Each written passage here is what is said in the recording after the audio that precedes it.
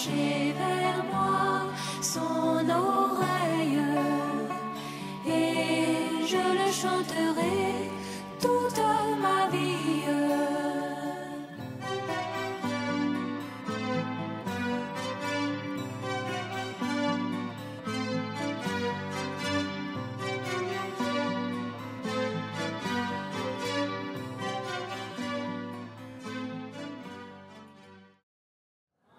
Que Dieu soit loué.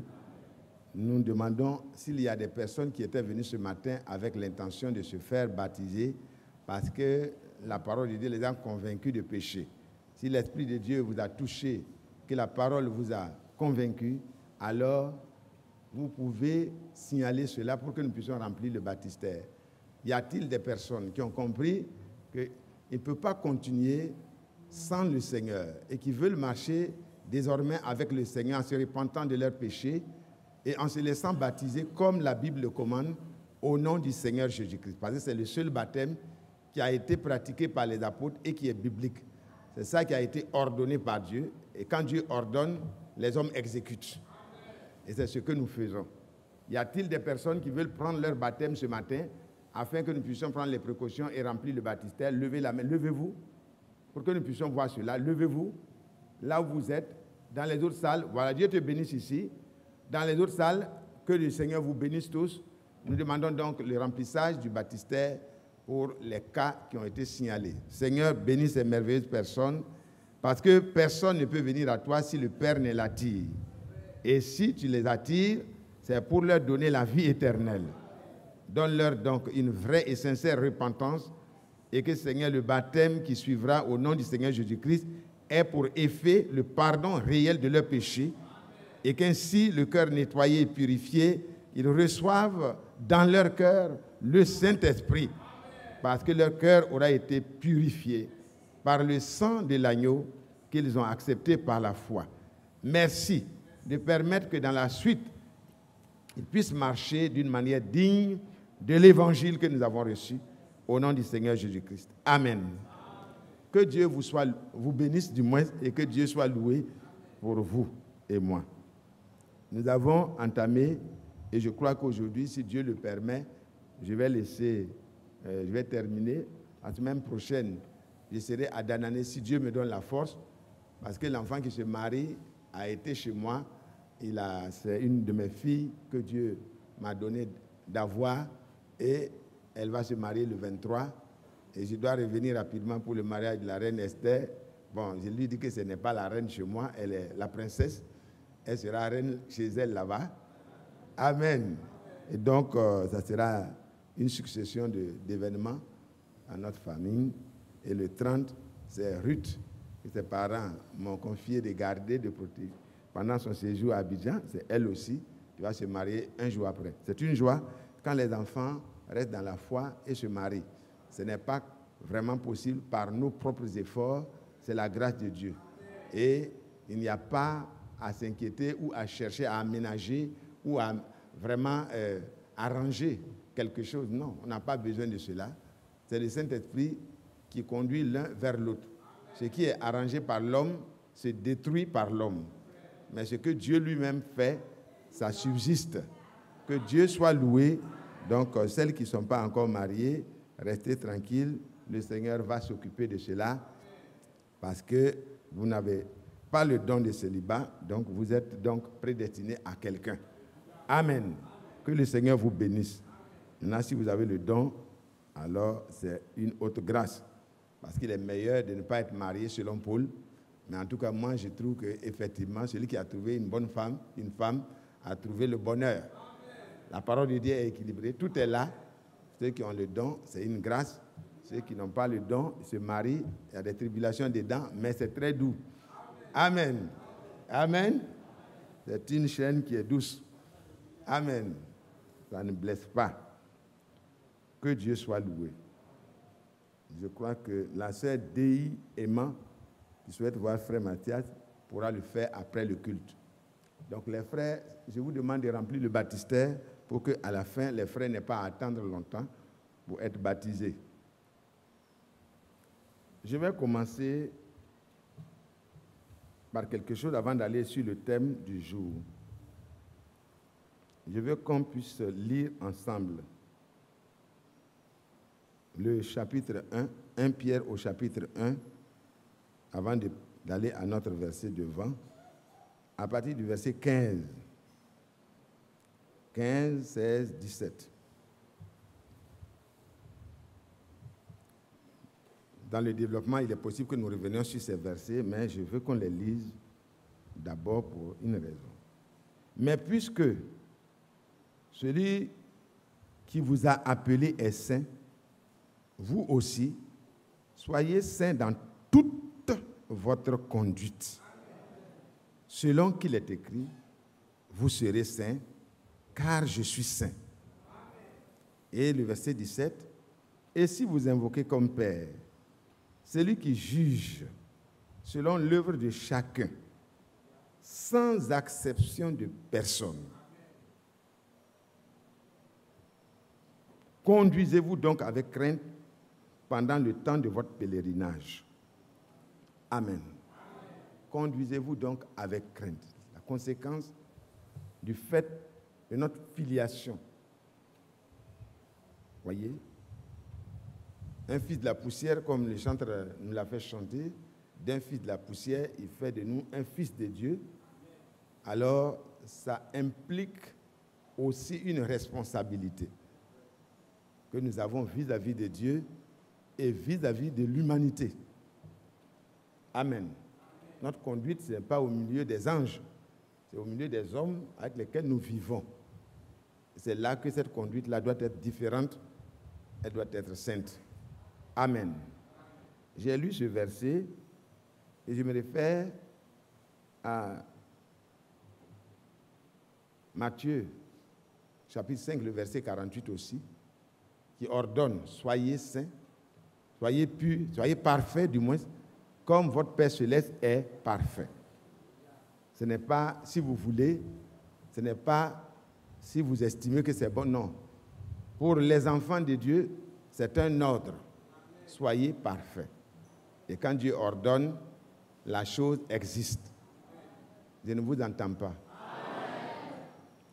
Je dis ça ce matin pour dire quelque chose avant de commencer la prédication. Vous savez, il y a des moments où Dieu nous amène à réaliser des choses particulières pendant que des années durant, on peut n'avoir pas fait vraiment cas de cela.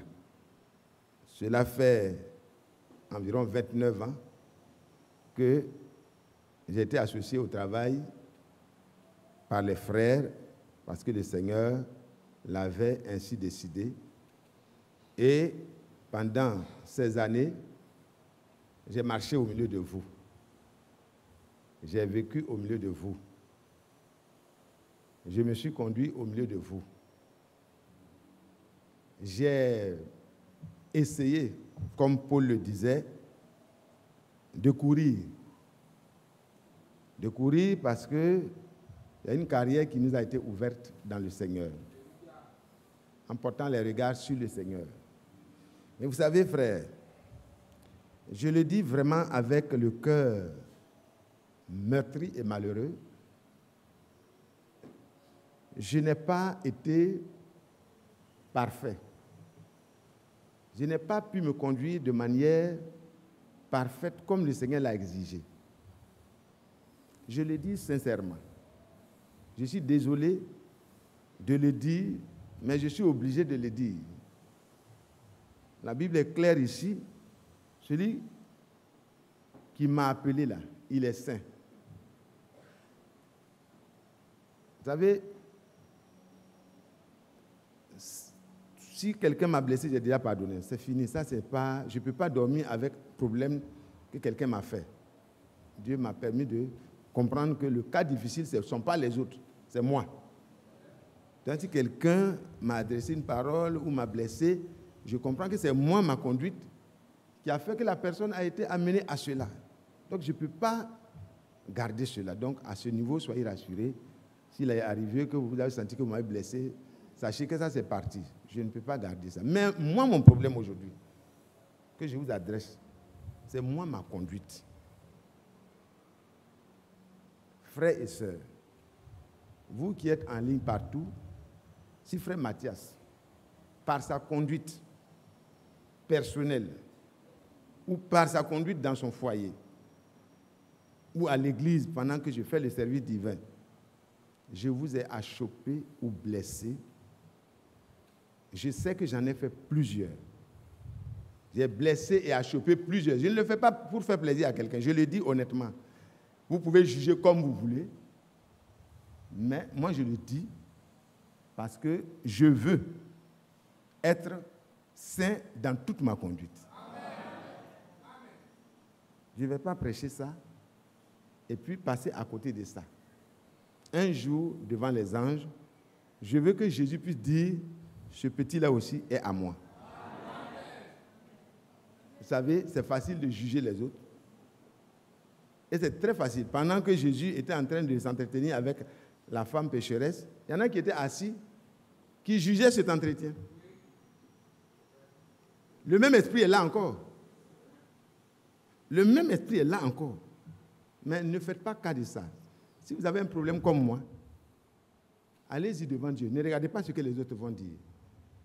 Je viens ce matin devant vous et devant le Seigneur pour vous demander, là où je n'ai pas été correct dans ma conduite, dans mes propos, dans ma vie personnelle, parce que vous me connaissez peut-être plus que les autres, et que ça vous a choqué, ça vous a chopé, ça vous a blessé, je vous demande pardon sincèrement devant le Seigneur. Parce que je veux être comme le Seigneur l'a exigé ici. Vous serez saints car je suis saint. Je demande que vous puissiez prier personnellement pour moi. Vous qui avez été blessés, allez devant Dieu et pardonnez-moi et priez pour moi. Que je ne sois plus un instrument de blessure pour vous, mais un canal de bénédiction pour vous. Pas par la prédication seulement, mais par la vie de chaque jour, la conduite de chaque jour. Parce que quand j'ai lu ça dans la préparation, j'ai dit, mais c'est le temps où chacun de nous doit vraiment être ce que le Seigneur dit. Donc, c'est moi qui suis le problème. Je veux dire, dans la vie quotidienne, si je suis parfait comme mon Père Céleste est parfait, ça permettra aux autres d'avoir moins à faire.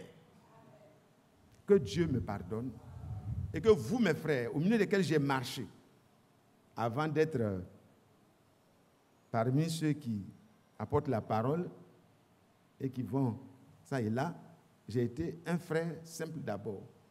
Donc, dans cette position, déjà, j'ai fait des blessés, des déçus. Et après, quand j'ai commencé à travailler avec les frères, j'ai fait parmi le frère Isaac, frère Badi, frère Stanis, qui n'est plus là, les autres frères avec lesquels on a travaillé, il y a eu certainement des conduites du petit Mathias qui n'ont pas été comme Dieu l'entend. Et c'est ça qui est le problème. On peut paraître, mais ce n'est pas ça. Je veux réellement, aux yeux du Seigneur, que vous puissiez me pardonner et prier pour moi. Pour que j'aie vraiment une conduite qui soit exemplaire désormais. Jusqu'à ce matin, tout ce que vous avez eu comme blessure, pardonnez-moi et accordez-moi la grâce de vos prières pour que je sois comme Dieu l'a dit. Si vous invoquez comme Père, celui qui juge selon l'œuvre de chacun. Voilà, c'est ça. Ce n'est pas selon l'œuvre de tout le monde. Chacun, Dieu le juge selon son œuvre. Que Dieu me fasse grâce pour tout ce qui n'a pas été parfait. Parce que je sais qu'il y en a beaucoup. C'est pour ça que je ne peux pas aller individuellement. Il y en a tellement. Pardonnez-moi et priez pour que ça ne se répète pas. Que vous soyez plus blessés ou déçus. Mais s'il arrivait qu'un faux pas soit fait par Mathias, approchez-vous de moi, dites-moi, frère Mathias, tu m'as blessé ici encore. Dites-moi cela, pour que je corrige. Parce que je veux être parfait. Au jour de l'enlèvement, la frère, c'est une affaire individuelle. Les juges n'ont pas leur place. Parce que pour juger un frère, il faut avoir tout le dossier complet. je ne suis pas capable d'avoir le dossier d'un frère. Donc, c'est pour moi là que je demande que vous puissiez me pardonner. Vous avez raison certainement. Parfois, vous n'avez pas peut-être tous les éléments pour apprécier, mais si vous avez été blessé d'une manière ou d'une autre, je vous demande pardon. Priez pour que le Seigneur puisse m'aider à me conduire avec crainte pendant le temps de pèlerinage qui me reste. Ça vaut mieux pour moi que prêcher 1000 sermons, prêcher 1000 prédications, parce que ma vie doit prêcher mieux que ce que ma bouche dit. Priez pour le petit Mathias, votre frère Mathias. Qui veut prier pour moi? Je demande, qui veut prier pour moi? Qui pense qu'il peut prier pour moi pour que Dieu me donne de ne plus jamais faire quelque chose qui puisse attrister le Saint-Esprit et attrister les enfants de Dieu. Voilà, que Dieu vous bénisse. Je sais que vous aimez faire ce que Dieu veut. Priez pour moi. Paul a dit priez pour nous, mais pour moi c'est plus criade, parce que moi j'ai des besoins réels. Que Dieu vous bénisse. Est-ce que vous pouvez incliner la tête et prier pour moi en me pardonnant?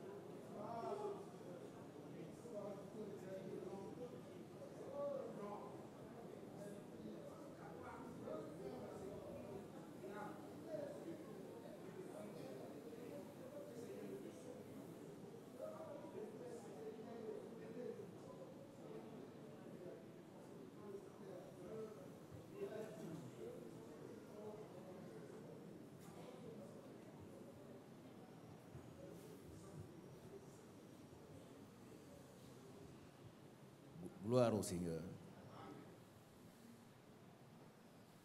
Notre bien-aimé Père Céleste, il n'y a de bon que toi seul. Toi le seul vrai Dieu. Et c'est toi qui, dans ta bonté, nous pousse à la repentance. Merci pour ces propos touchants sortis des entrailles de ton serviteur. Bénis-le davantage. Pardonne. Exauce. Et bénis ton serviteur. Élève-le dans son ministère. Que désormais, ta gloire, oh Dieu, se manifeste à travers ces ministères. Que l'humilité soit pleinement accordée à ton serviteur. Et que ce qu'il demande lui soit pleinement accordé. Le pardon de toute l'assemblée. Et que désormais, il soit saint. Comme notre Père Céleste est saint. Bénis le Seigneur. Bénis son ministère. Bénis sa famille. Et que ta grâce, ta paix, ta miséricorde soit pleinement accordée. Au nom puissant de Jésus, te prions. Amen. Merci Seigneur Jésus. Que Dieu te bénisse, mon frère, pour cet acte d'humilité.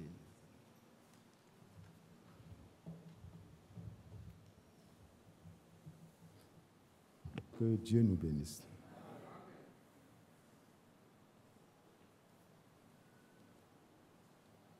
Je ne C'est pourquoi dans sa grâce, Jésus m'a tant aimé. Pourquoi par son sang il efface ma dette de mon péché. Mais je sais qu'en lui j'ai la vie, il m'a sauvé dans son amour et gardé par sa même meurtrière. J'attends l'heure de son retour, mais je sais qu'en lui j'ai la vie, il m'a sauvé dans son amour et gardé par sa même meurtrière. J'attends l'heure de son retour. Je ne sais comment la lumière éclaire tout mon cœur. Comment je compris ma misère et reçu mon sauveur. Mais je sais qu'en lui j'ai la vie, il m'a sauvé, sauvé dans son amour et gardé par sa même prière. J'attends l'heure de son retour. Je ne sais quelle est la mesure de joie et de douleur que pour moi faible créature réserve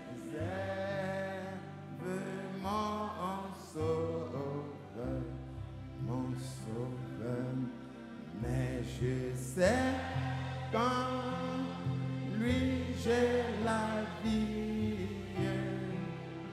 il m'a sauvé dans son amour et gardé par sa même prière.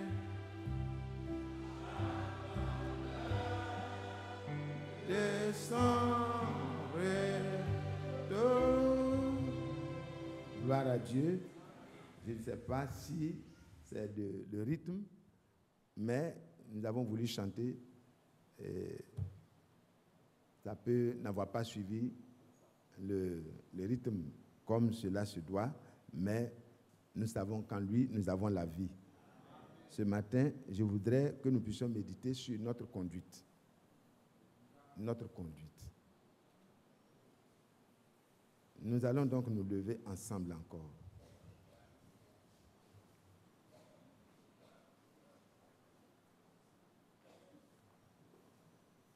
On peut relire tout, mais on va avoir des parties sur lesquelles on va s'attarder. Rejetant donc toute malice et toute ruse. Pour ceux qui n'ont pas été là, c'est dans 1 Pierre chapitre 2. Rejetant donc toute malice et toute ruse, la dissimulation, l'envie et toute médisance.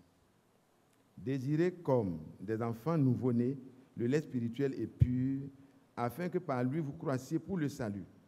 Si vous avez goûté que le Seigneur est bon, approchez-vous de lui, pierre vivante, rejetée par les hommes, mais choisie et précieuse devant Dieu. Et vous-même, comme des pierres vivantes, édifiez-vous pour former une maison spirituelle, un saint sacerdoce, afin d'offrir des victimes spirituelles agréables à Dieu par Jésus-Christ notre Seigneur. Car il est dit dans l'Écriture, « Voici, je mets en Sion une pierre angulaire, choisie, précieuse. Et celui qui croit en elle ne sera point confus. » Oh, gloire à Dieu. L'honneur est donc pour vous, je pourrais dire pour nous qui croyons. Mais pour les incrédules, la pierre qu'ont rejetée ceux qui bâtissaient est devenue la principale de l'angle et une pierre d'achoppement, un rocher de scandale. Ils s'y heurtent pour n'avoir pas cru à la parole. Alors que ceux qui croient à la parole donne le pouvoir de devenir enfant de Dieu. Si tu ne crois pas, tu ne peux pas devenir enfant de Dieu. Si tu n'es pas enfant de Dieu, la suite du programme ne peut pas se faire avec toi. Parce que c'est une affaire de famille. Vous voyez? Donc, alors, pour n'avoir pas cru à la parole. C'est-à-dire, c'est à cela qu'ils sont destinés. Ils sont destinés. Vous, au contraire, amen. Vous et moi, au contraire, nous ne pouvons rien faire d'autre que de croire. Vous êtes une race élue. Et dans Éphésiens, il parle de ça, il dit, nous avons été élus avant la fondation du monde. Dieu nous connaissait avant, Romains 8, verset 29, il nous connaissait avant. Il nous a donc ainsi prédestinés, et au temps marqué, il nous a appelés, il nous a sanctifiés, il nous a glorifiés. Ainsi donc, vous au contraire, vous et moi, vous êtes une race élue, un sacerdoce royal. Les sacrificateurs n'ont pas droit à toutes les commodités des autres. Non, ils sont réservés. Ils sont mis à part pour le sacerdoce. Et vous et moi, nous sommes un sacerdoce royal. Une nation sainte. Amen. Amen. Un peuple acquis. Qui est acquis, c'est ce pourquoi on a payé un prix. On a pris, c'est pour soi. Nous sommes acquis pour Dieu. Afin que vous annonciez les vertus de celui qui vous a appelé des ténèbres à son admirable lumière. Il y a un but. Quand il nous a acquis, quand il nous a sauvés, quand il nous a rachetés, quand il nous a consacrés à lui, il y a un but. Frère, ne regarde plus quelqu'un. La conduite de ton frère, ce n'est pas ça qui va te faire échouer. Alors, si tu es vraiment élu, tu dois comprendre, frères et sœurs, que voilà, tu as été appelé en tant qu'un peuple acquis, en tant qu'un sacerdoce royal, une race élue. Pardonnez-moi. Pour quelle raison? Pour que toi et moi, en ayant en nous la nature de Dieu, nous puissions annoncer les vertus de Dieu. Voilà un but. Donc, tout ce que j'annonce, est-ce que je vérifie que ce sont les vertus de Dieu que j'annonce? Si ce n'est pas le cas, il faut s'arrêter. Il faut s'arrêter, frère. Ce n'est pas un mouvement d'ensemble. Ils sont sortis, tout le monde était ensemble. Allons à Canaan. Ils sont sortis, ils étaient nombreux. Allons à Canaan. L'autre, on va où même? C'est à Canaan. Ah, d'accord. Allons. Mes frères, peu sont arrivés. De ceux qui sont sortis, peu sont arrivés. C'est les enfants qui sont nés au milieu qui ont pu entrer. Alors, nous devons faire attention, frère. Faisons attention. Moi, je tremble. Je commence à regarder, je dis, mais ça fait 29 ans que je suis au service du Seigneur. Mais réellement, ça fait de longues années que je suis dans la foi. Mais réellement, à quel niveau suis-je? Ce que les autres peuvent dire de moi, ça ne suffit pas. Le témoignage des hommes est bon. Mais dans le témoignage des hommes, même, j'ai déjà des mauvais points. Alors, je veux le témoignage de Dieu et un bon témoignage de mes frères demain et de ceux qui m'environnent. Ici, frère, il dit, nous avons été appelés à annoncer les vertus de celui qui nous a appelés.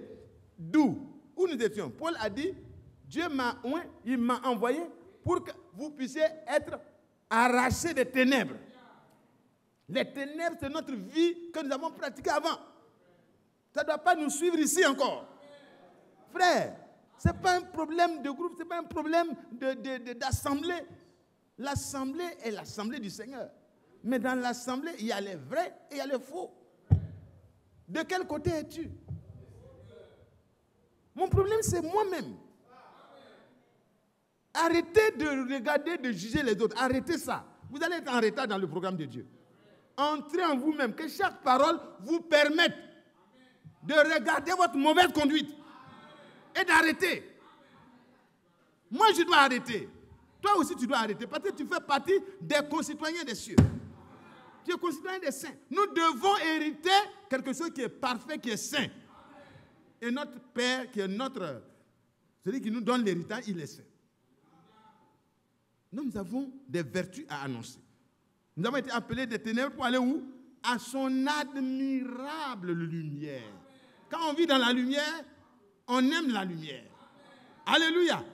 On dit que les autres, ils ont rejeté la lumière parce que leurs œuvres étaient telles que la lumière la manifeste. Que Dieu nous vienne en aide. Je continue la lecture. Vous qui étiez autrefois, n'étiez pas un peuple et qui maintenant êtes le peuple de Dieu. Qui reconnaît qu'il n'était pas? Moi, je n'étais pas un peuple. J'étais un païen dans un village de sorcellerie, un village vraiment maudit. Et chacun de vous et moi, de par notre origine, il n'y a rien de glorieux. Même si nous sommes nés d'un empereur, d'un président, c'est un empereur pécheur, un président pécheur, un grand pécheur. Donc, il n'y a pas de gloire. Il n'y a pas d'honneur.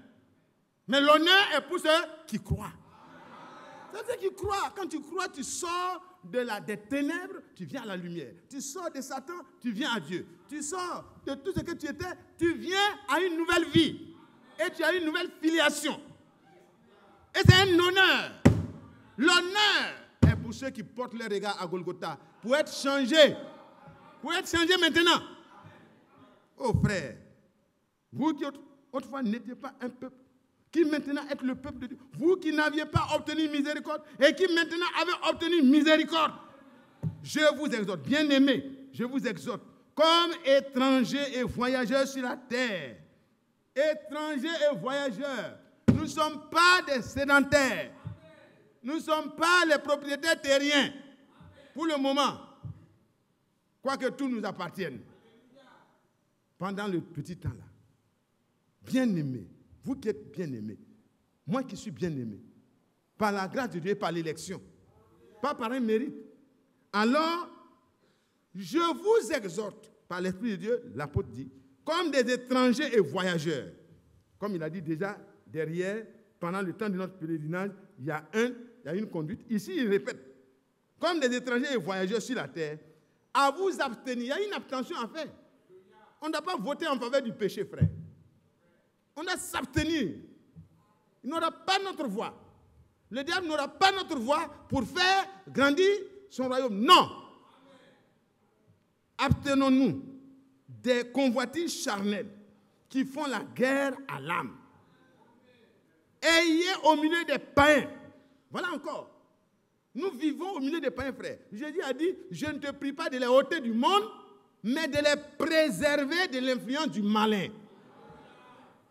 Dieu ne va pas nous créer une cité où on va dire, c'est les frères, désormais on a construit une cité, tous les frères d'Abidjan, et ceux qui viennent d'ailleurs peuvent venir, et voilà la cité, la Jérusalem céleste.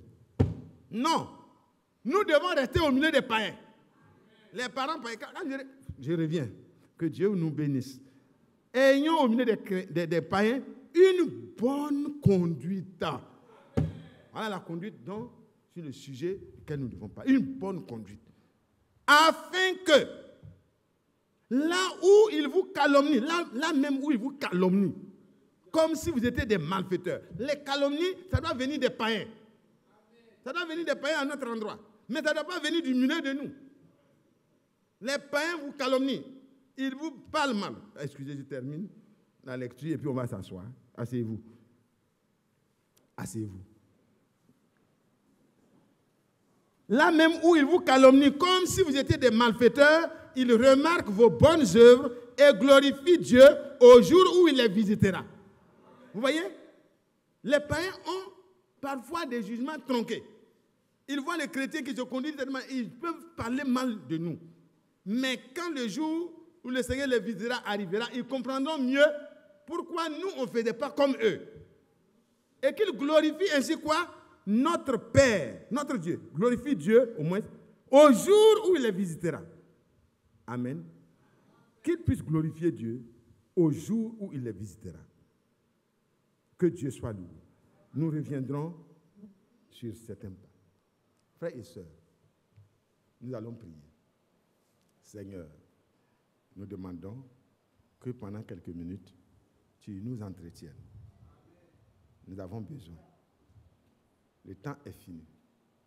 Ce n'est plus le moment de faire les bilans des autres. En fin d'année, chaque entreprise fait son bilan pour voir s'il a gagné ou s'il n'a pas gagné.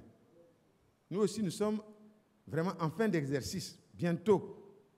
Nous voulons chacun faire son bilan. Et si ça ne va pas, il nous a été dit clairement que le temps favorable est encore là. Le jour où Dieu sauve et aide ceux qui veulent être aidés est encore là. Nous voulons que donc ça soit profitable pour nous pendant que tu fais grâce encore, que tu ne nous oublies pas. Merci Père. Béni sois-tu. Bénis la parole qui a été lue et qu'il n'y ait pas d'interprétation d'homme, mais juste une lecture des passages et que nous puissions prier et partir en retenant quelque chose pour la suite de la marche au nom du Seigneur Jésus-Christ. Amen. Que Dieu soit loué. Vous savez, il est dit dans 2 Corinthiens au chapitre 6, le verset 1, « Puisque nous travaillons avec Dieu, nous vous exhortons à ne pas recevoir la grâce de Dieu en vain. » Quand on reçoit la grâce de Dieu, c'est pour annoncer les vertus du Seigneur. C'est pour avoir vraiment un travail à faire. Car il est dit, au temps favorable, je t'ai exaucé, au jour du salut, je t'ai secouru. Voici maintenant le temps favorable, voici maintenant le jour du salut. Amen. Le jour où Dieu sauve, le jour où Dieu change, le jour où Dieu transforme. Un vil personnage comme moi, comme chacun de ceux qui ont connu la misère du péché, alors le jour est favorable pour que Dieu change les choses. C'est pour cela, dès le départ, nous avons lu dans les premiers temps de méditation qu'il est question de cette pierre précieuse, choisie par Dieu. Et le Seigneur, dans sa vie terrestre, le point culminant de sa vie, de son passage sur la terre, c'était au Calvaire. Au Calvaire. Le jour de ta naissance, c'est vrai, les anges ont chanté. Gloire à Dieu dans les lieux célestes. Et paix sur la terre aux hommes que Dieu agrée. Mais c'est à la croix, en Jésus-Christ, et par son sacrifice, que Dieu a pu de nouveau entrer en communion avec cette race déchue. Même dans l'ancienne alliance, ils adoraient, ils avaient la vraie foi, ils adoraient sous le sang des boucs et des taureaux, et ils étaient là, couverts, mais dès que le sacrifice a eu lieu et que le sang a été versé, vous voyez que les sépulcres se sont ouverts. La terre a tremblé, les sépulcres se sont ouverts, le lieu a été ouvert, et des événements sans précédent ont eu lieu, parce que le maître de l'univers, dans un corps de chair, s'anéantissait au calvaire. Et de cette manière-là, qu'est-ce qu'il a fait? Il est venu en aide à la postérité d'Abraham. Hébreux 2, verset 14, vous pouvez le lire. Il a pris un corps de chair et il est venu pour croiser notre adversaire, notre ennemi, celui qui nous amène à pécher, à nous comporter mal. Là. Il est allé tout droit en prenant tous nos péchés sur lui, et quand le diable est venu, le Seigneur a payé le prix en versant son sang, en mourant littéralement, parce que ça a été constaté. Sa mort a été constatée. Le prix payé a été réel. Ce n'était pas une histoire, parce que le centenier, avec les soldats qui étaient là, ils sont venus, ils ont brisé les pieds des autres, Et puis, quand ils sont approchés de notre maître, puisqu'il est écrit dans les prophéties bibliques qu'aucun de ces os ne sera brisé, ils n'avaient pas le droit de briser.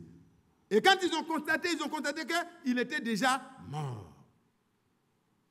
Mais avant cela, depuis midi jusqu'à vers 15 heures, la terre est devenue sombre. Une obscurité jamais vue. On pourrait comprendre que c'est peut-être tous les démons qui sont venus, ou bien en tout cas, mais c'est un phénomène surnaturel. L'obscurité s'est abattue sur toute la terre. Et la lutte a été rude. Et les gens se moquaient. Mais s'il est le Fils de Dieu, qu'il descende de la croix. Et on va croire. Mais s'il descendait de la croix, nous n'aurions pas le salut. Donc il a lutté, il est resté là, dans la douleur, dans la misère, dans la souffrance, dans l'ignominie, dans tout le dépouillement que l'homme a pu faire jusqu'à son dernier élément pour se couvrir. Ils ont tout enlevé. Pourquoi? Parce que frères et sœurs, vous et moi, nous devons être appelés un jour, dans notre génération, dans notre temps, à tourner les regards vers lui et à avoir notre foi en lui pour que nous ne soyons plus confus. C'était le but de Dieu, frère. La confusion n'est pas réservée aux croyants. Autrefois, nous étions dans cette confusion, dans ces ténèbres, mais le Seigneur, par sa grâce, nous a donné accès à la grâce de Dieu. Oh, quelle grâce, quelle bonté, quel amour. Et le diable s'est déchaîné avec tout ce qu'il avait comme arsenal de guerre. Il est venu, les clous les plus violents, les blessures les plus violentes, les chicottes les plus violentes, les plus meurtrières. Il a utilisé ça depuis Gethsémani. Depuis Gethsémani, jusqu'à ce qu'il reste juste un peu de force seulement pour monter sur le bois. Ils l'ont mis là et ils l'ont crucifié. On lui a mis des clous dans la main. Ce n'est pas des petites pointes. Des clous dans la main, des clous dans les pieds, des clous dans le côté. Pour que toi et moi, nous ne soyons plus ce que nous sommes. C'est pourquoi, frère, l'honneur est pour vous et moi. Dieu nous a donné l'honneur. Il n'y a pas de plus grand amour que de donner sa vie pour celui qu'on aime. Le Seigneur m'a honoré, il m'a invité à devenir son enfant. Il m'a adopté en Jésus-Christ. Oh, quelle grâce! L'honneur n'est pas pour tous ceux qui sont devenus des grands, hein, non. Tu peux être grand, mais si tu n'as pas cru, tu es petit devant Dieu. Tu n'as pas de poids. Mais si tu as cru, frère, tu es béni sur la terre, tu seras béni là-bas aussi encore. Donc le fait d'avoir les moyens, ça n'évite pas à quelqu'un le ciel, non. Tu peux avoir les moyens ici et puis avoir le ciel en même temps. C'est possible. Mais tout est fonction de la foi qu'on a placée en lui. Tu peux être pauvre ici et être riche là-bas. Tout dépend de la foi que tu as placée en lui. Tu peux être pauvre ici et être pauvre là-bas. Si tu n'as pas confiance en Jésus, tu seras encore confus là-bas. Mais bien aimé, pensez à cela. La pierre qui a été rejetée, ils ont dit qu'il soit crucifié. Nous n'avons pas besoin de lui. Ah, Pilate qui voulait se débarrasser dit, mais comment pouvez-vous rejeter votre roi? Il dit, il n'est pas notre roi. César est notre roi. Quiconque se fait roi, se fait ennemi de César. L'autre a compris maintenant le message. Et il a compris que c'est un danger, c'est une crise politique. Et il a arrêté en même temps, il a voulu laver sa main. On ne lave pas sa main. Frère, ce matin, arrête de te justifier.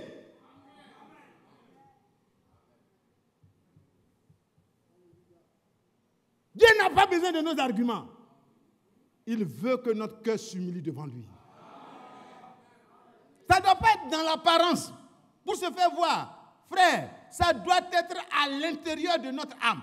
Dans le silence de notre cœur, Dieu doit voir que notre cœur est fatigué et veut retourner à lui. Ils ont dit, on ne veut pas de lui, qu'il ne règne pas sur nous. Il dit, mais vous allez rejeter, dois-je crucifier votre roi? Il dit, il n'est pas notre roi. Nous n'avons de roi que César.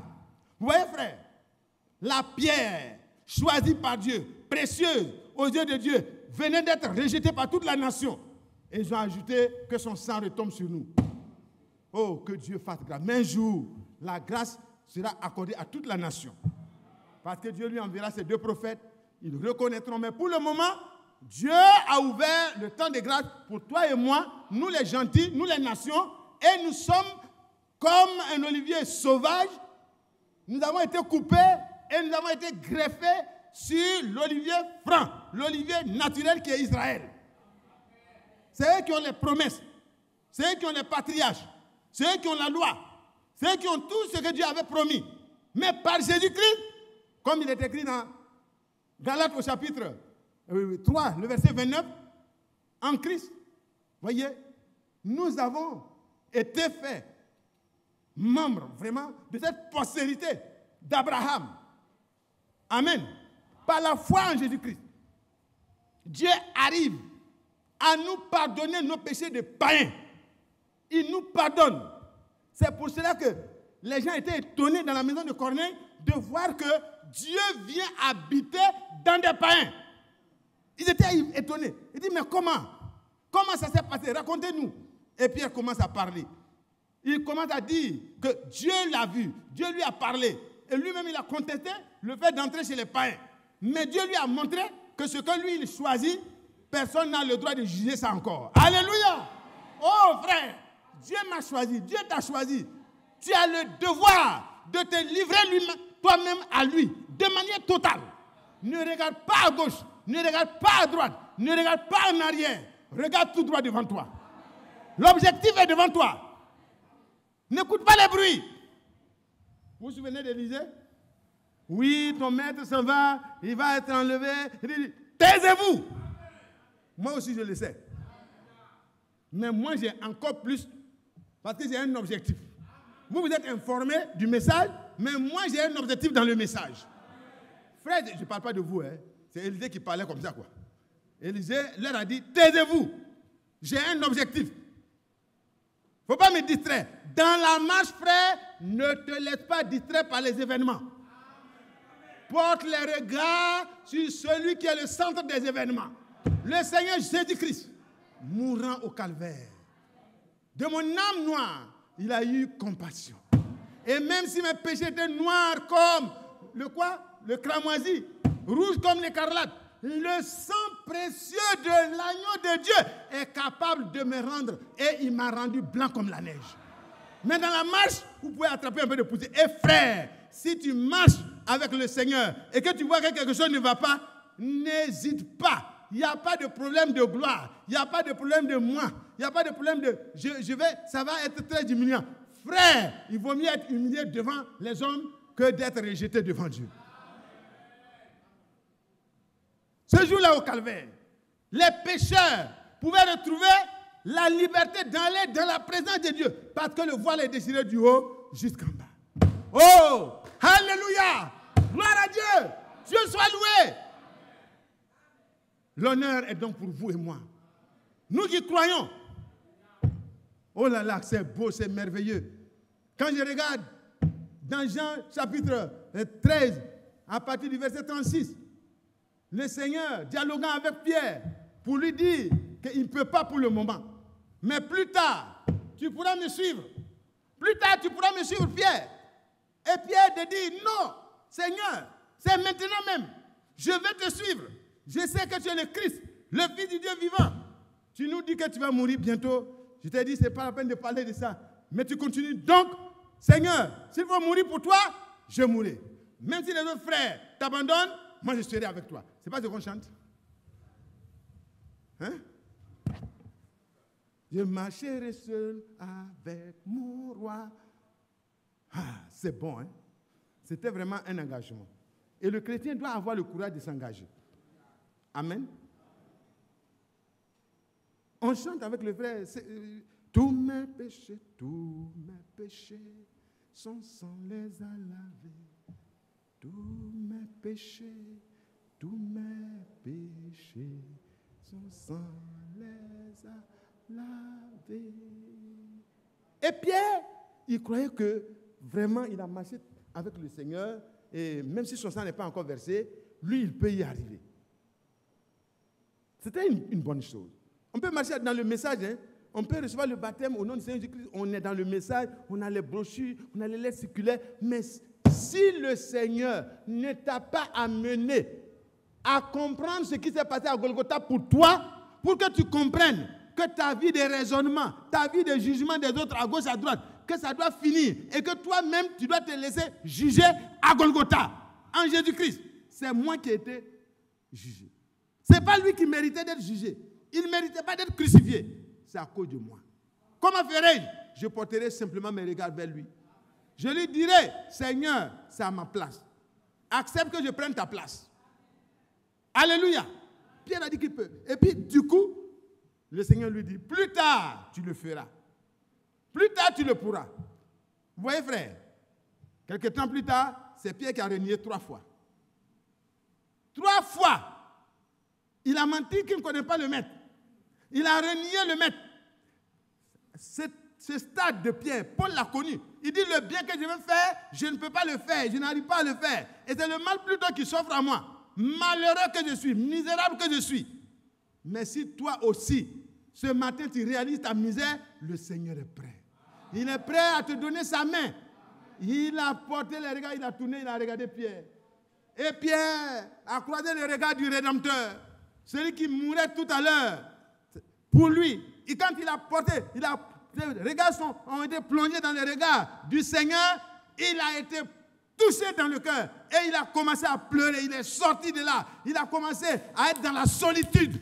Ce n'est pas de faire de paraître dans l'assemblée. Non. Il faut sortir toi-même pour aller dans la solitude pour comprendre ta situation. Il est allé pleurer, pleurer, pleurer, pleurer. Et le Seigneur avait déjà dit, quand tu seras converti, tu affermiras les autres. Frère. Et ce jour-là au calvaire, Pierre a suivi. Et quand il est allé jusqu'au calvaire, il s'est rendu compte qu'on ne pouvait pas aider le Seigneur dans l'œuvre de la rédemption. Chacun était à distance. Chacun pleurait pour ses péchés. Et quand le Seigneur a fini de s'offrir à la croix, il a dit, ne vous éloignez pas de Jérusalem. Attendez. Dans Acte 1, à partir du verset 4, vous pouvez lire jusqu'au verset 9. Mais le verset 8, déjà, ça suffit. Comme il se trouvait avec eux, il leur recommanda de ne pas s'éloigner de Jérusalem, mais d'attendre ce que le Père avait promis, ce que je vous ai annoncé, leur dit-il. Car Jean a baptisé d'eau, mais vous, dans peu de jours, vous serez baptisés du Saint-Esprit. Et les disciples vont changer de sujet.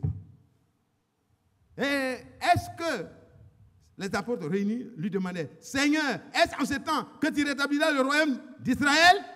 C'est un autre sujet. Mais pour le moment, c'est les acquis de Golgotha. Ce qui s'est passé à Golgotha doit avoir son effet dans le croyant afin que sa conduite change, que son comportement change, que ses sentiments changent, que Dieu lui-même puisse se déployer en nous comme il était en Christ. Oui. Dieu en Christ, Christ en nous. Alléluia. Alors, par la grâce de Dieu, le Seigneur va rétablir les choses. Il dit, ce n'est pas à vous de connaître les temps ou les moments que le Père a fixés de sa propre autorité.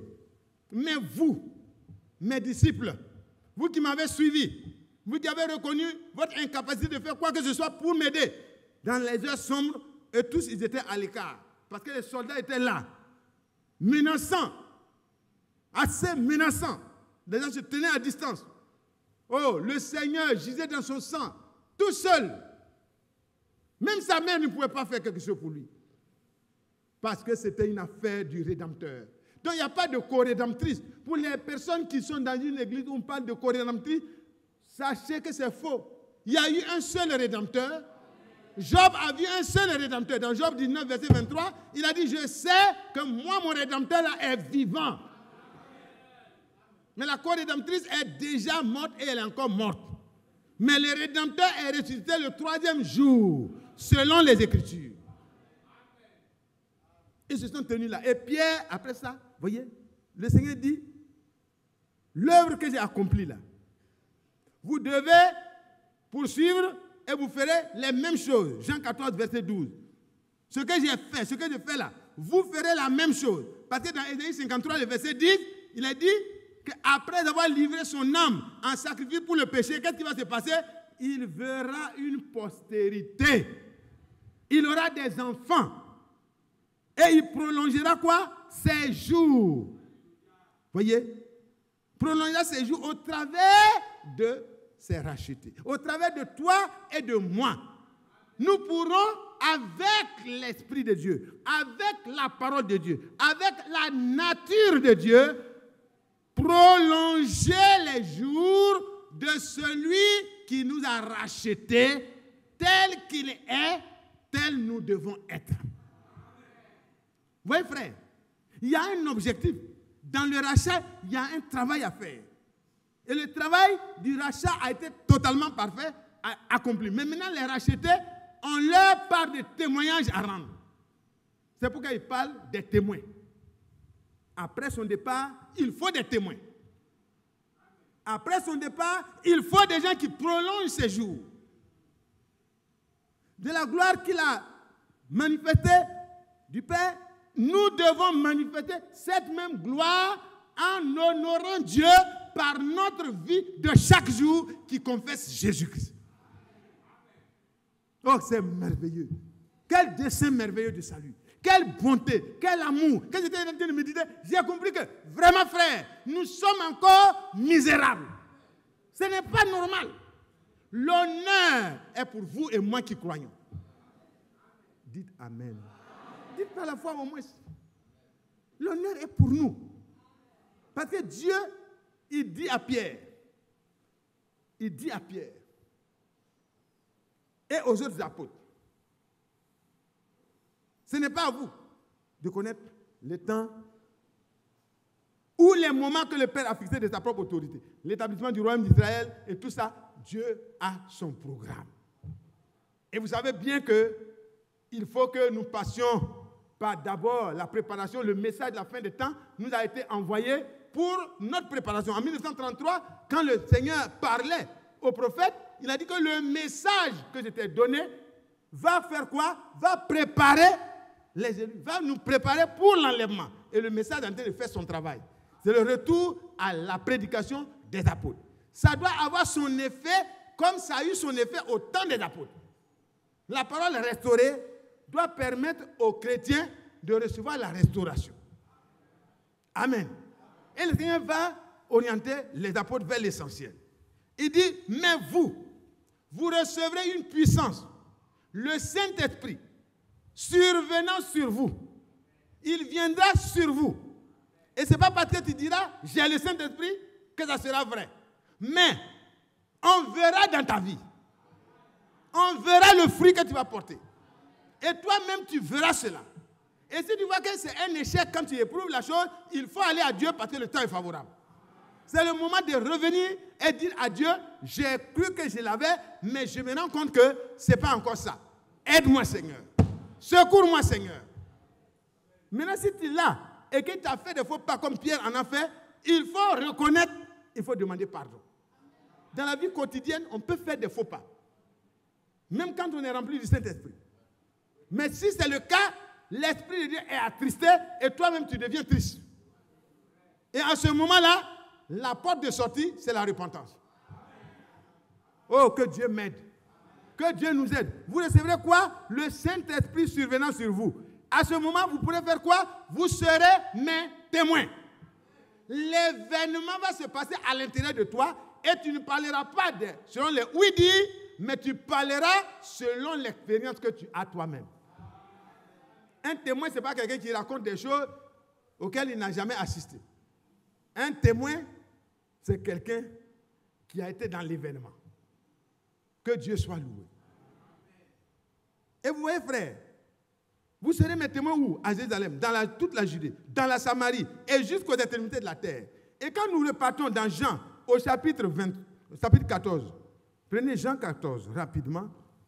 Je suis en train de tenir quelque chose que je veux tenir moi-même, voyez, pour que nous ne puissions pas rester très longtemps, comptant sur la grâce de Dieu. Allons dans Jean du moins, chapitre 14. Le verset 23 dit, Jésus lui répondit, si quelqu'un m'aime, il gardera ma parole, et mon Père l'aimera. Et nous viendrons à lui et nous ferons notre demeure chez lui. Frère, voilà la finalité. Dieu veut venir honorer le croyant. Dieu veut venir montrer son attachement au croyant en venant vivre en lui. Est-ce que vous croyez cela? C'est le plus grand honneur, frère. L'honneur n'est pas que le président me donne un cadeau. S'il me donne un cadeau, c'est déjà honorable. Mais si le président peut venir pour habiter chez moi, ou il me prend pour habiter chez lui, je pense que c'est la position qui est recherchée par tout le monde. Mais là, ce n'est pas un président. C'est Dieu lui-même. Dieu lui-même promet d'honorer le croyant en purifiant son cœur de ses péchés qui font obstacle à Dieu. La responsabilité a été prise par Dieu lui-même. Dieu était lui-même en Christ. 2 Corinthiens 5, à partir du verset 17, je crois. Voilà, 17, 18, 19, vous pouvez lire. Et il était en Christ, réconciliant le monde avec lui-même. Et c'est ainsi que le Seigneur, au calvaire, a ouvert le chemin du lieu saint pour que les chrétiens, que vous et moi nous sommes dans toutes les générations, parce qu'il a dit à Jérusalem, dans la Judée, dans la Samarie et jusqu'aux extrémités de la terre. Et Pierre dit, dans le premier discours qu'il a prononcé, il dit, la promesse là est pour vous, pour vos enfants et pour tous ceux qui sont au loin, en aussi grand nombre que l'Assemblée d'Abidjan est, en aussi grand nombre que Dieu appellera dans tout le monde entier, le même Saint-Esprit est promis afin que nous ayons la même vie, la même conduite, le même comportement pour que Dieu soit honoré. Dieu donne l'honneur à chacun de nous. Pensez, quand le Saint-Esprit est venu, le jour de la Pentecôte, puisque la promesse a été rappelée par le Seigneur, ils sont restés donc dans la persévérance. L'essentiel de leur programme était tourné vers quoi? La promesse. Frère, quand Dieu vous a appelé, m'a appelé, pour que je puisse le connaître dans ce message de la fin des temps, où nous avions auparavant été dans des églises où on a donné des enseignements qui n'étaient pas ça, on a pensé que quand tu parles en langue, tu as reçu le Saint-Esprit. On a pensé que si tu sautes, c'est bon. Si tu as vu une lumière, tu as vu une lumière, c'est que le Saint-Esprit. Tout ça, ça a été dit. Et beaucoup ont fait des émotions, la réception du Saint-Esprit. Mais aujourd'hui, Dieu nous a ouvert les yeux. Des ténèbres religieuses et tout ça, il nous a fait passer à la lumière. La lumière, c'est la parole qui donne la lumière. Et nous comprenons qu'il ne s'agit pas d'adhérer et d'être membre d'une église du message, mais il s'agit d'aller soi-même à la rencontre du Seigneur hors de la porte, au calvaire, là-bas, où il a été humilié à ta place. Tu dois y aller. On ne peut pas dire Jérusalem, je veux y aller. Non, il faut passer d'abord par Golgotha. Il faut passer d'abord par le lieu du calvaire. Il faut passer là-bas pour voir comment le prix a été payé pour toi et moi. L'honneur est pour vous et moi qui croyons. Nous ne serons point confus. Nous ne serons point confus. Nous retournerons à Sion avec des chants d'allégresse. Et la joie et le bonheur va couronner cette marche que nous avons, bien qu'elle soit difficile pour le moment. Frères et sœurs, ne te décourage pas. Ne te décourage pas. Pierre n'y pouvait pas non plus. Il a essayé, il n'y pouvait pas. Mais regardez, à la Pentecôte, après plusieurs jours de persévérance, sans savoir à quel moment Dieu va répondre, allez attendre. Le 10e jour, tout à coup, vous pouvez lire dans Acte 2, verset 1, jusqu'à la fin. Le Saint-Esprit promis est venu. Et quand il est venu, ceux qui l'attendaient l'ont reçu. Dites Amen. Est-ce que vous l'attendez? Si nous l'avons, il y a une première et une arrière-saison qui va venir. Ça sera tellement abondant que toi et moi, dans le lieu de notre résidence, dans le lieu de notre service, nous serons la manifestation vivante et réelle des prolongements des jours du Seigneur Jésus-Christ. Ça, c'est ça qui est l'honneur. L'honneur, on peut être nommé et puis après dénommé. Je ne sais pas comment on dit ça. Tu peux être nommé et puis après on change. Tu peux être nommé, tu peux être gradé et après, bon, tu vas à la retraite. Mais quand le Seigneur m'a choisi, il m'a donné la grâce du salut. Le salut ne me sera jamais ôté. Quand il me donne son esprit pour que je puisse être un vrai témoin, pour que je puisse parler et vivre ce que je parle, frère, s'il m'arrive une faiblesse, le Seigneur me relèvera. C'est de cela qu'il a parlé que s'il tombe, il se relève. Ça peut arriver, frère. Nous sommes encore dans la chair. Il peut nous arriver de commettre une erreur, de faire quelque chose qui n'est pas juste. Mais le Seigneur te tendra la main, il dira, c'est mon enfant. Satan, tu n'as rien à faire. Tu ne vois pas ma marque? Tu ne vois pas? C'est une partie de moi-même. C'est mon enfant. Si je les châtie comme un père. Alléluia. Oh, que Dieu soit loué. Que Dieu soit loué. Que le Seigneur soit loué. Le temps est encore favorable. Le jour est au jour du salut. C'est-à-dire, si tu sens ta misère, cours vers le Seigneur. Le sang du Seigneur Jésus-Christ est encore vivant et efficace pour intercéder pour ceux qui s'approchent de Dieu par lui. Et dans Hébreux 2, à partir du verset 14, il est dit, c'est de cette manière-là qu'il est venu, en souffrant dans un corps de chair, afin que par sa mort, il rende néant, il rende impuissant, il désarme le diable, il lui ôte ce qui lui faisait sa force, c'est-à-dire le péché. Parce que le péché est l'argument de la mort. Il dit, mais comme tu as péché, tu dois mourir. Voilà. Dieu même a dit, donc le diable répète ça. Tu es à moi. Tant que tu es encore dans le péché, tu es à moi. Et puis il se promenait, il tuait tout le monde, il tuait tout le monde, il tuait tout le monde. Et puis, oh là là, oh, le merveilleux Seigneur, le Sauveur, voyez, le prince de notre salut, comme il a dit dans Hébreux 2, verset 9. Comme Dieu avait choisi de nous glorifier, de nous amener à la gloire, il a fait passer par la souffrance le prince de notre salut. Et le Seigneur a pris la souffrance de chacun de vous et moi. Il a accepté de mourir. Et quand il est mort, le diable a perdu ce qui faisait sa force. Parce que la mort n'avait plus de frayeur. Parce que le Seigneur a vaincu le péché. Il a vaincu la mort. Et de cette manière, il a vaincu Satan. Et il a vaincu chaque démon qui était envoyé comme émissaire de Satan pour t'aider à pécher.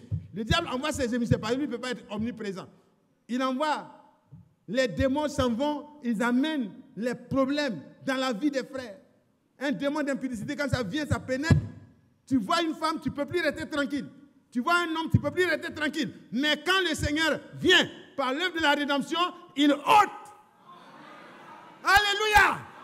Le diable est obligé de fuir. Quand le mari de Madeleine est arrivé au pied du Seigneur, avec tout son état, ce qu'elle était, tout ce qu'elle était, elle est venue là. Elle est venue là. Le Seigneur l'a écoutée dans sa prière, dans sa confession, dans sa repentance. Le Seigneur a regardé, il a vu la sincérité de son cœur. Pendant que les religieux étaient assis dans les sièges, en train de les critiquer et de la condamner. Le même mauvais esprit de condamnation des autres est encore là. Mais il ne doit pas trouver de la place en toi. Il ne doit pas trouver de la place en toi. Ça ne te regarde pas. Ce qui te regarde, c'est ta vie. C'est ta vie, c'est ma vie. Elle a pleuré, elle a pleuré. Oh, mais s'il était vraiment un prophète, je croyais que c'était un prophète. Hein? Mais je l'ai invité pour rien, il va manger mon nourriture. S'il était un prophète, il aurait su quelle espèce de personne est en train de parler avec lui. Elle ne connaît pas cette femme-là. Mais tu ne connais pas le frère plus que Dieu. Tu ne connais pas la sœur plus que Dieu. Ce que tu connais là, Dieu connaît des milliards de fois plus. Mais Dieu savait que ce jour-là, c'était dans la sincérité que cette femme était là. Il n'appartenait pas à Simon et aux autres de juger. Il leur appartenait de prendre leur place aussi parce que le maître était là. Ils avaient la possibilité de se repentir, de changer de vie et d'avoir l'opportunité d'un changement réel. Mais ils ont préféré critiquer. Et quand le Seigneur s'est tourné, il dit, Simon, je suis entré dans ta maison. Comme tu veux juger les autres, je vais te montrer ce que tu es. En fait, tu es mauvais. Tu n'es pas bon. Il n'y a de bon que Dieu seul. C'est clair. Si on dit que tu n'es pas bon, il ne faut pas te plaindre. Mais quand Dieu vient en toi, la bonté va commencer à germer. Alléluia. Quand son esprit vient en toi, quand sa parole a eu raison de toi, alors tu es mort et la vie que tu as, ce n'est plus ta vie, mais c'est le Christ lui-même qui bourgeonne, qui vit, qui va te faire rajeunir, rafraîchir et tu vas produire des fruits qui sont dignes du royaume. Votre vie est-elle digne de l'évangile? Oh là là, le serviteur de Dieu a prêché ça. Alors, pendant qu'ils étaient en train de dire, le Seigneur dit, mais je suis entré dans ta maison. Frère, faites attention, quand vous accueillez les frères, faites-leur le mieux de bien que vous pouvez leur faire. Parce que si vous voyez Christ en eux, faites-leur du bien. Il dit, je suis entré dans ta maison là. Tu ne m'as même pas donné de l'eau. Tu ne m'as pas accueilli avec un baiser. Mais depuis que je suis entré dans la maison là, elle couvre mes pieds de ses baisers. Quand je suis arrivé, tu ne m'as pas versé d'huile sur ma tête. Mais elle a versé du parfum sur mes pieds. Ah, là, ça devient grave. Ça met à nu l'hypocrisie de notre frère. Mais Dieu merci, quand Dieu met à nu mon état, c'est pour que je puisse me ressaisir. Quand Dieu met à nu l'état de quelqu'un, il ne faut pas que la personne puisse vraiment sortir comme Judas. Judas est parti se pendre. Non, il ne faut pas aller te pendre. Il faut venir devant Dieu comme Pierre. Il faut dire, Seigneur, tu m'as regardé, j'ai compris. Je suis vraiment pourri. Il n'y a rien de bon en moi. Mais tu sais bien que je ne veux pas aller loin de toi. Je vais aller à qui? Je t'avais déjà dit ça. À qui d'autre irions-nous qu'à toi? C'est toi que nous avons connu comme celui à qui nous devons regarder et vers qui nous devons porter notre foi. Pour que nous ne soyons plus dans la confusion. Seigneur, change-moi. Il dit, tu ne m'as point versé de l'huile sur ma tête. Mais elle, là, elle n'a pas versé de l'huile sur ma tête. Elle a versé du parfum sur mes pieds. Ah, la tête, c'est quand même la partie la plus glorieuse de l'homme. Hein? C'est là-bas que se passent les réflexions et beaucoup. Le cœur aussi, sincèrement.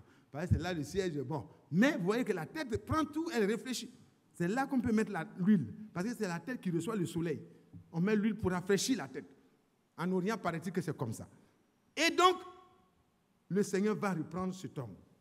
Alors, c'est pourquoi, en vertu de ce que cette femme a fait, que je comprends, son langage là, je comprends ça, toi tu ne comprends pas.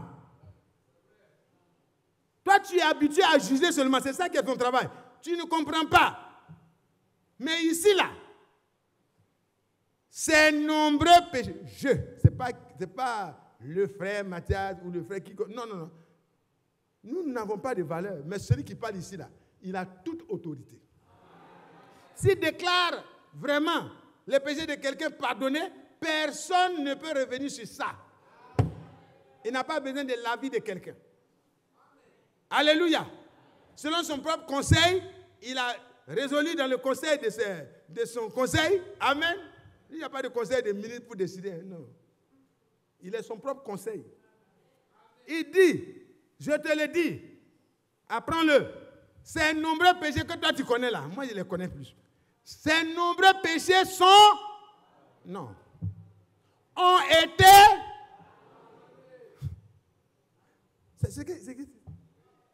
Ça a été pardonné. Le maître, pendant que la femme parlait là, il lui a déjà pardonné. Le monsieur est venu en retard.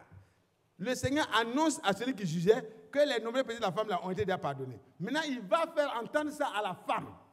Alléluia. Oh là là, c'est beau. Et il dit à la femme, tes péchés sont pardonnés. Décret. Il parle et la chose arrive. Il ordonne et la chose existe. À partir de cet instant, immédiatement, les démons qui souillaient cette femme, les démons qui utilisaient son corps tout ça, les rendez-vous, le carnet rempli d'adresses et tout, c'est fini, c'est fini. À l'intérieur d'elle-même, elle n'en voulait plus. Elle ne voulait plus de cette vie. Qu'est-ce qui doit se faire? Elle était un sacerdoce royal, une race élue. Elle était un peuple acquis. Elle faisait partie du peuple acquis. Pourquoi? Parce que désormais, au lieu d'aller vendre vraiment les vertus de Satan, elle va aller désormais pour annoncer les vertus de Dieu. Alléluia! Quand les gens vont la voir, ils vont dire, mais c'est cette femme-là, mais on la connaît, c'est une prostituée, et tout. Elle va dire oui. Ce que vous dites n'est pas mauvais, ce n'est pas une injure, ce n'est pas une insulte. Hier, je l'étais. Même jusqu'à ce matin, je l'étais. Mais vous êtes en retard sur l'information du jour.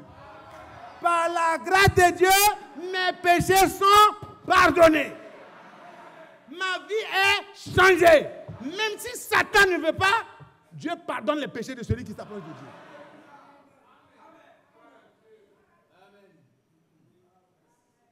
Oh là là, voyez cette femme. Elle était partout. Elle ne parle même pas, les gens la regardent. Elle n'est plus au rendez-vous. Elle est bien habillée, propre et tout. Les mini-jupes, elle a jeté. Les pantalons qui montraient sa forme, elle a jeté. Je suppose qu'il y en avait. Parce qu'il n'y a rien de nouveau sous le ciel. Hein. C'est que les femmes utilisent aujourd'hui pour séduire là. Il y en avait autant. La parole dit qu'il n'y a rien de nouveau. Et désormais, ce n'est plus quelqu'un qui lui a prêché. Le Seigneur a pardonné ses péchés. Les démons qui lui donnaient l'inspiration pour coudre des mauvais habits, pour se maquiller, pour mettre des bijoux à gauche, à droite, ce n'est plus quelqu'un qui va aller lui dire, ne fais plus ça. Elle est allée. Elle a déchiré l'ancien carnet d'adresse. Et sur le nouveau carnet, il y a une seule adresse. Alléluia. Et elle a mis certainement dans son cœur celui qui croit en elle. Cette pierre rejetée, je sais que les pharisiens l'ont rejetée, je sais que les religieux n'ont pas reconnu, mais moi, je sais ce que j'ai obtenu en m'approchant de lui. Mes nombreux péchés sont pardonnés. Je n'ai qu'une seule adresse, Jésus-Christ. Chaque jour, elle prend le programme du jour. Seigneur, tu vas où? Elle va se coucher, elle se lève très tôt. Elle est au rendez-vous du Seigneur. Chrétien, tu dois te lever très tôt pour être au rendez-vous du Seigneur. Oh, parle avec le Seigneur. Demande-lui qu'est-ce qu'il veut que tu fasses. Quelles sont les vertus qu'il veut que tu annonces aujourd'hui. Qu'est-ce que Dieu attend de toi? Il faut que ta conduite annonce les vertus de Dieu. Femme, par ta soumission à ton mari, tu vas annoncer les vertus de Dieu dans ton foyer. Et toi, homme, par l'amour que tu vas manifester à ta femme sans jamais la trahir, tu vas montrer que le chrétien est une nouvelle création. Et qui a fait ça? C'est Jésus-Christ de Nazareth. Et les yeux seront portés vers qui? Les gens l'entendront. Le miracle qui a été accompli dans ta vie et ils se tourneront vers Jésus. Oh, tu leur diras, je n'ai rien pu faire de bon. Mais le Seigneur Jésus m'a vu dans ma misère. Il est venu à mon secours. Et j'ai reçu mon sauveur. Alléluia. Je ne sais quelle est la mesure de douleur que le Seigneur a reçue. Mais je sais que ce jour-là, c'était pour moi qu'il mourait. Cette femme-là pouvait aller partout. Même mort, le Seigneur, son corps avait de la valeur pour elle. C'est elle qui était là, avec les parfums, les tout. Elle partait pour embaumer le corps de Jésus. Et par la grâce de Dieu, quand elle est allée, celui qui est parti embaumer son maître mort, avec un peu d'espérance certainement dans son cœur, que ce qu'il a dit là, si ça s'accomplit, c'est que ça sera plus utile. Elle est arrivée, la tombe était ouverte. Mes femmes, qui cherchez-vous? Pourquoi cherchez-vous parmi les morts celui qui est vivant?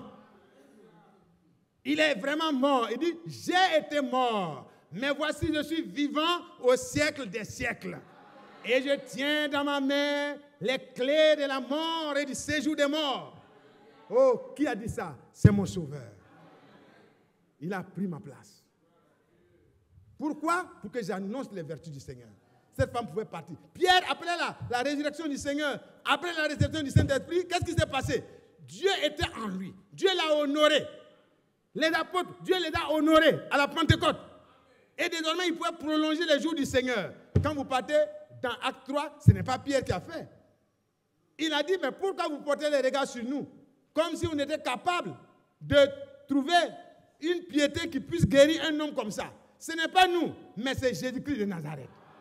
Les regards sont toujours tournés vers le Seigneur. Et quand les gens les ont pris, la parole de Dieu n'a pas été prise. Pendant qu'on les conduisait en prison, la parole de Dieu faisait son effet dans les cœurs. Alléluia! La parole de Dieu continuait à convaincre les cœurs. Et puis, des milliers de personnes ont encore cru. Oh là là! C'est merveilleux. Est-ce que vous voulez que Jésus prononce ses jours au travers de vous? Est-ce que vous voulez annoncer les vertus du Seigneur? Est-ce que nous voulons que dans notre foyer, notre mari, même inconverti, puisse se rendre compte qu'il y a plus qu'une femme à la maison, il y a une messagère du Seigneur. Il y a une vraie témoin. On connaît son passé et on connaît son aujourd'hui maintenant. Non, le Jésus de cette femme que j'ai là, l'a vraiment changé. Même si vous dites qu'il n'y a plus de chrétiens sur la terre, moi j'en ai une à la maison. Alléluia! Cet ivrogne a rendu témoignage parce que cette femme, par sa vie, annonçait les vertus du Seigneur. Frère, il ne suffit pas de prêcher, il ne suffit pas de prophétiser, il ne suffit pas de déclarer. Il suffit que Dieu se déclare en toi et tous ceux qui ne sont pas convaincus seront convaincus. Oh, que Dieu m'aide!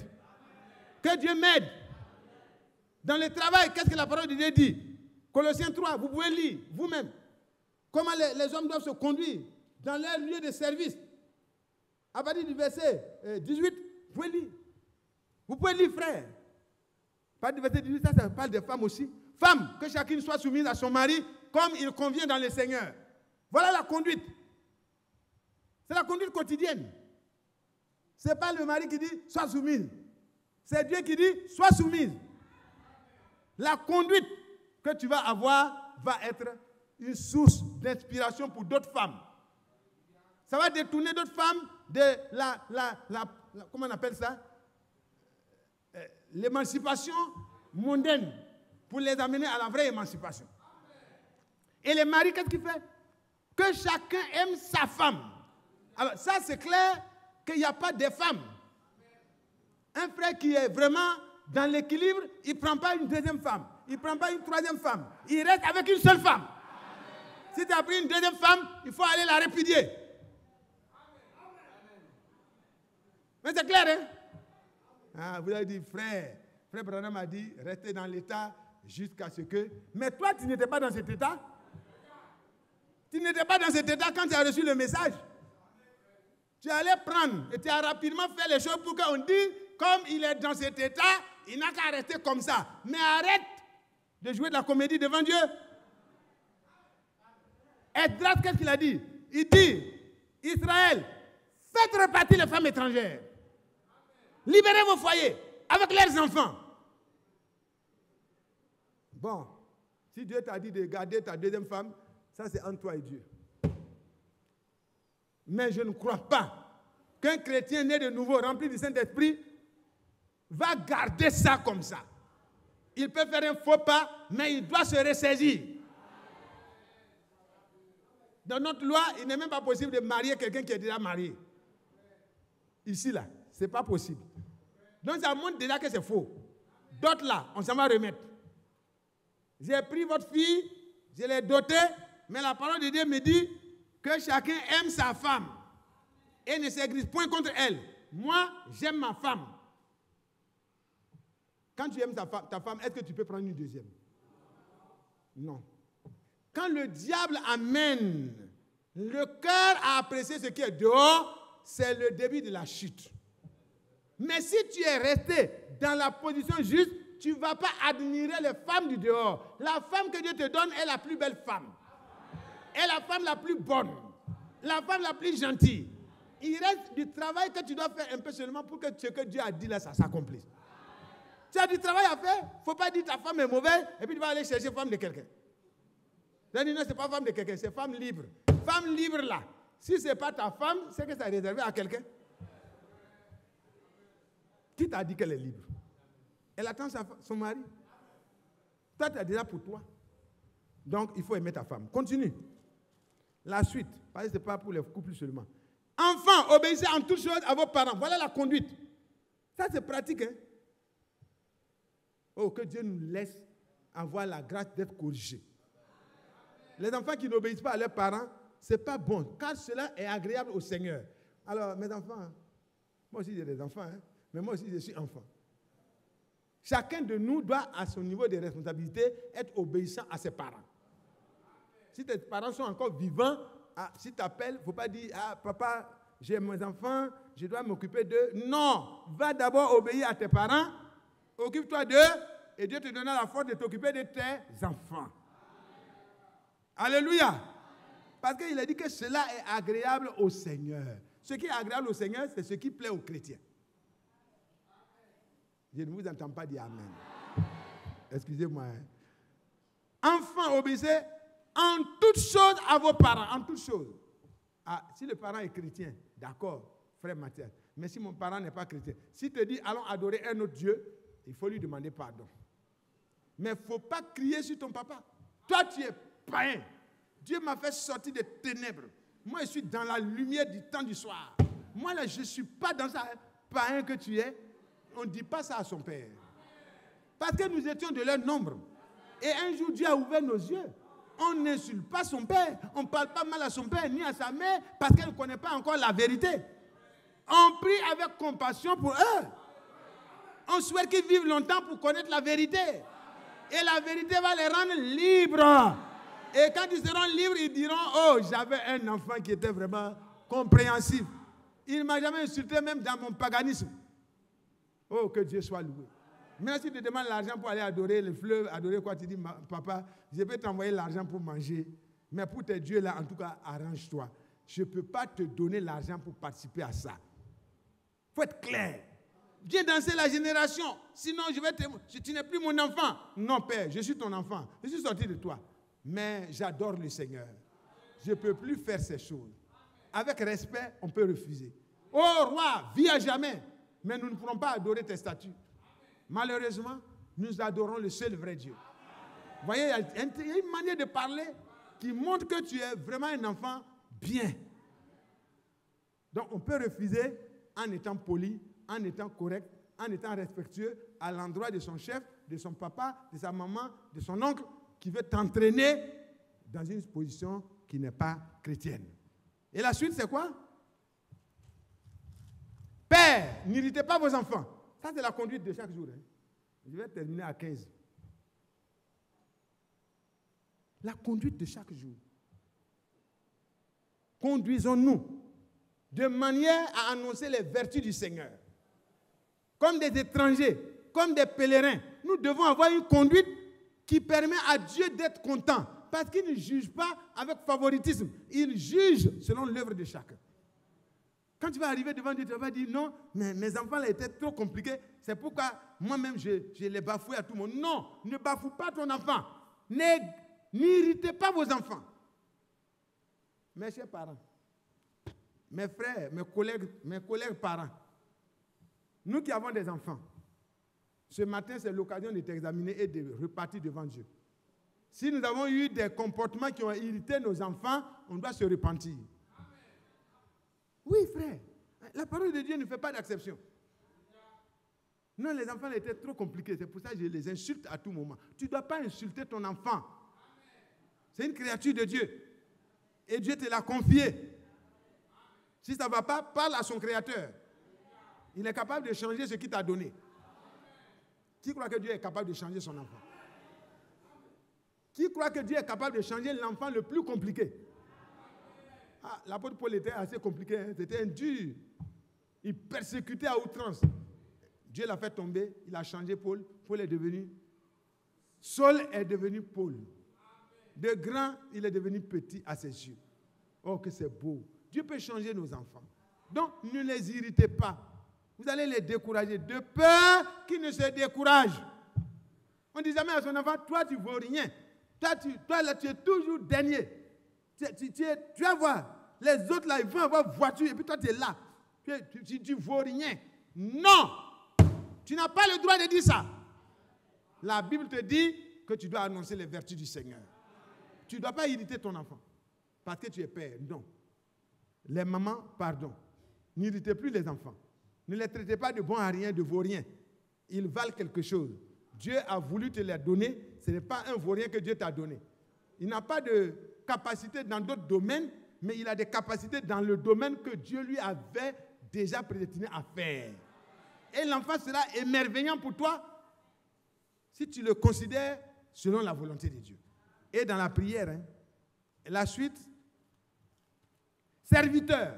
Nous qui sommes au service des hommes, même si tu es ministre, tu es serviteur. Le président est ton chef. Alors, tous, au niveau des services que Dieu nous a donnés, soyons vraiment obéissants en toutes choses à nos maîtres, selon la chair. Non seulement à leurs yeux, mais comme pour plaire aux hommes, mais avec simplicité de cœur, dans la crainte de Dieu. Donc, dans le travail que nous faisons, nous devons faire tout avec un esprit vraiment doux et paisible. En obéissant. Maintenant, tant que le patron ne dit pas des choses qui sont en contradiction avec notre foi, nous devons être le meilleur des employés, des collaborateurs que nos patrons doivent avoir. Vous n'êtes pas d'accord avec ça, hein? Parce que quand tu te conduis selon le Seigneur, automatiquement, dans ton entourage, on te remarque comme un vrai chrétien. Et tout ça, ça annonce les vertus du Seigneur. Un jour, ton patron peut dire, c'est le meilleur de mes collaborateurs, je vais aller pour connaître là où il prend l'instruction. Vraiment, son église doit être une bonne église. Et tu vas voir le grand patron qui se déplace ici, qui vient s'asseoir sur les bancs. Ah, donc quand tu viens ici, c'est sur les bancs que tu t'assois. Tu dis, oui, patron, ici je ne suis pas patron. Là-bas, je suis votre sous-directeur, mais ici, je suis un frère. Quoi? Et puis c'est toi qui viens chanter cantique ici. Mais ce n'est pas possible. Votre église est différente. Hein? Puis, madame, la première dame, vous êtes assise au milieu des autres. Oui. Ici, je ne suis pas première dame. Tout le monde est première dame ici. Alléluia. Amen. Gloire à Dieu. Amen. Et quand les gens viennent, ils voient la simplicité. Et ils voient des frères qui sont respectueux et respectueux. Parce que quand quelqu'un vient pour la première fois, il ne faut pas... Comment il regarde comme ça. Pourquoi il vient me dire? Les sœurs, pardon, je vous en prie. Les frères, je vous en prie. Que notre conduite soit appréciable, même par les païens. Afin qu'au jour où Dieu va les visiter, ils voient notre conduite et rendent gloire à notre Père. D'avoir placé en son temps, pendant qu'ils étaient païens, des bonnes personnes pour leur montrer l'orientation. Que Dieu nous bénisse. Amen. Et maintenant, les serviteurs ont reçu leur part. Et les patrons?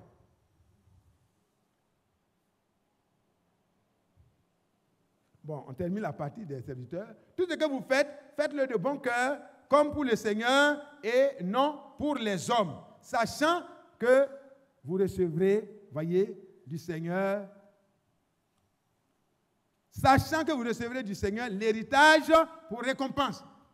Qui veut avoir l'héritage? Moi, je veux avoir l'héritage. C'est pourquoi dans toute notre conduite, frère, regardons comment l'Écriture nous amène à faire. Et c'est par le Saint-Esprit qu'on est capable de prolonger les jours du Seigneur. C'est par le Saint-Esprit qu'on peut annoncer les vertus du Seigneur. Parce que la chair ne sert de rien, mais c'est l'Esprit qui vivifie.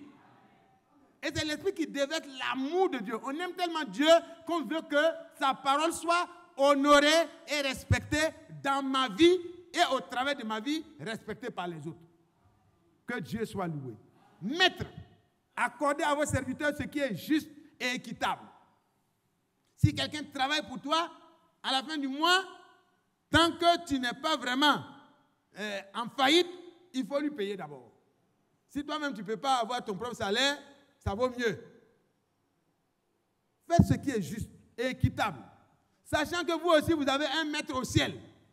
Ça veut dire que quand on remonte, même au temps de Nebuchadnezzar, qui était le roi des rois sur toute la terre, à un moment donné, il pensait que c'était il était l'alpha et l'oméga sur la terre.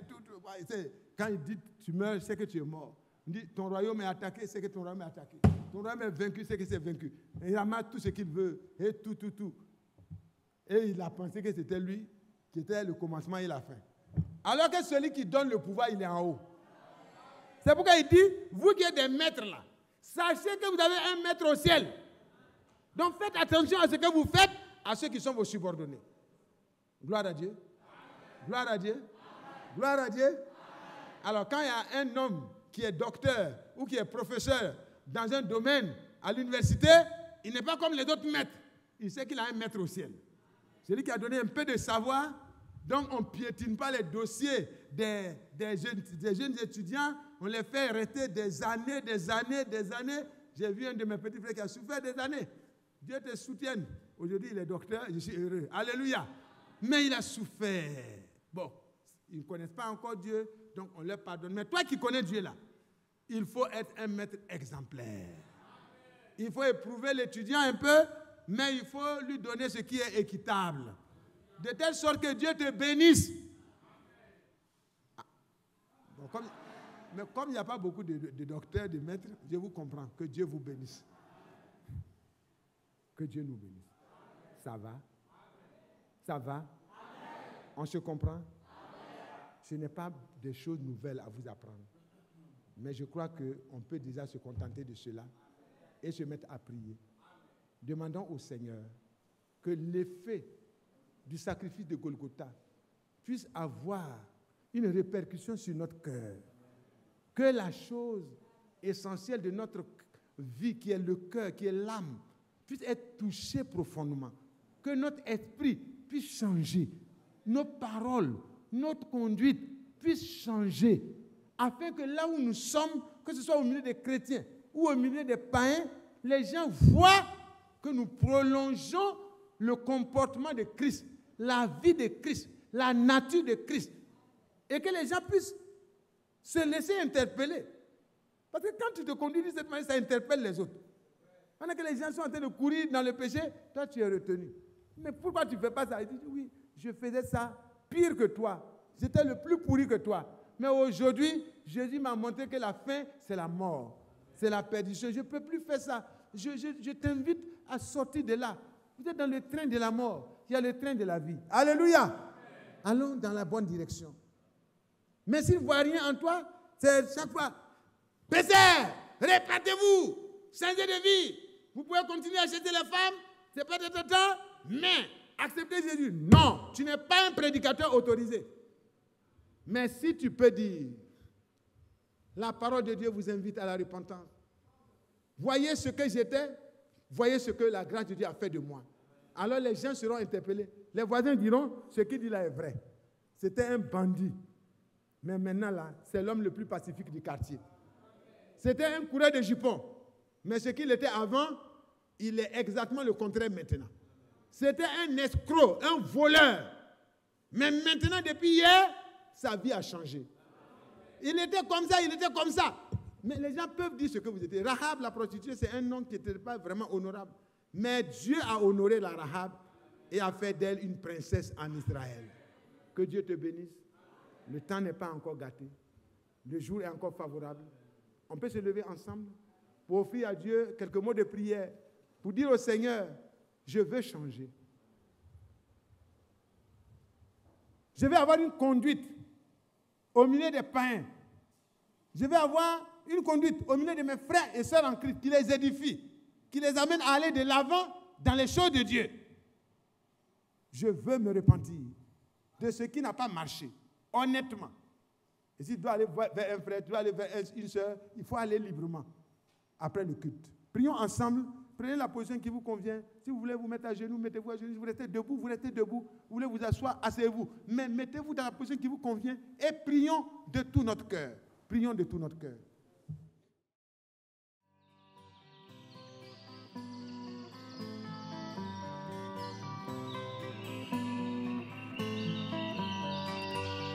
J'aime l'Éternel,